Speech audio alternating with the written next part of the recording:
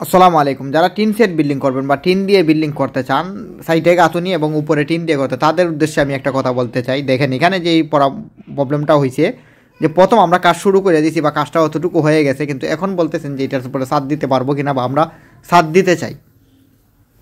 তো এই প্রবলেমটা আমি দেখছি ম্যাক্সিমাম বিল্ডিংয়ে বা প্রায় বিল্ডিংয়ে এরকম প্রবলেমটা হয়। কেন হয়? অনেক জায়গায় দেখবেন আপনার জায়গা সংকট থাকে বা জায়গা কম। আপনি যেই জায়গার উপরে বিল্ডিংটা করবেন ওইখানে জায়গা কিন্তু কম থাকে।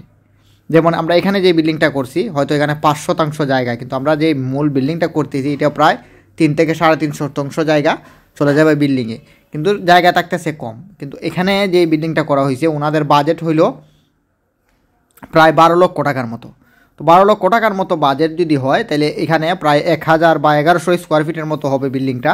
তো 1100 স্কোয়ার ফিটের বিল্ডিং যদি হয়, তাহলে টিন দিয়ে করার মতো আমরা যে আইডিয়া দিছি যে 12 লক্ষ টাকার ভিতরে আপনি টিন দিয়ে যদি এই কাজটা করেন, তাহলে আপনি এই টাকার ভিতরে করতে পারবেন। তবে ওনারা রাজি হয়েছেন। আর আমরা বলছি যে আপনি যদি ছাদ দিয়ে করেন তাহলে 18 থেকে 20 লাখ টাকার মতো খরচ যাবে, কিন্তু ওনারা কথা হলো যে অত টাকা আপনি খরচ করতে পারবেন না। হ্যাঁ, আপনি যখন একটা ছাদ দিয়ে বিল্ডিং করবেন বা আপনি প্রথম থেকে ডিসিশন নেবেন যে আপনি ছাদ দিয়ে বিল্ডিং করতে চান, তো আমরা তাদেরকে দিয়ে একটা ডিসিশন দিই। হয়তো বিল্ডিং যারা করবেন, এটা হলো যাদের বিল্ডিং করবেন তাদের একটা ইচ্ছা যে আপনি যেভাবেই করেন আমরা তো এইভাবে করে দিতে রাজি।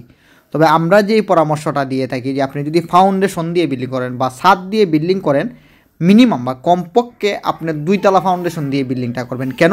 আমরা কিন্তু অনেক জায়গায় দেখছি যে অনেকে আছেন ফাউন্ডেশন বেশি দিয়ে রাখছেন কিন্তু বিল্ডিং কমপ্লিট করতে পারতেছেন না। আমি আমার নিজের অভিজ্ঞতা থেকে বলতেছি যে ফাউন্ডেশন 3 তলা 4 তলা দিয়ে রাখছেন, কিন্তু দেখা যায় বিল্ডিংয়ের কাজ শেষ করতে পারতেছেন না। কাজ শুরু কইরা বা ছাদ দিয়ে এই কাজ কিন্তু আটকে গেছে।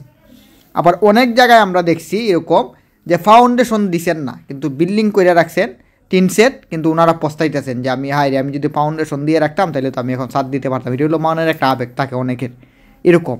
তো আমি অন্তপক্ষে বলবো যারা একটু বাজেট নিয়ে কাজ করতে চান, হয়তো আপনি বিল্ডিং করে রাখবেন।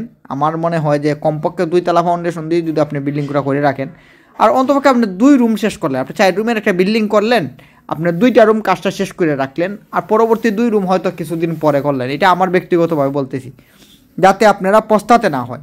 কারণ এখানে সেম কাহিনী দেখেন, এটা কিন্তু প্রথমেই যে টিন সেট দিয়ে আমরা যে বাজারটা বললাম, এই 12 লাখ টাকার ভিতরে আমরা যে আইডিয়া দিলাম যে 12 লাখ টাকার ভিতরে আপনি টিন দিয়ে করতে পারবেন। এখন আমরা যদি বলতাম যে 12 লাখ টাকার ভিতরে আপনি ছাদ দিয়েই করতে পারবেন, যখন উনি কাজ শেষ করতে পারবেন না, দেখা যাবে 18-20 লাখ টাকা খরচ হবে বা 15-13 বা 15 উপরে খরচ হবে।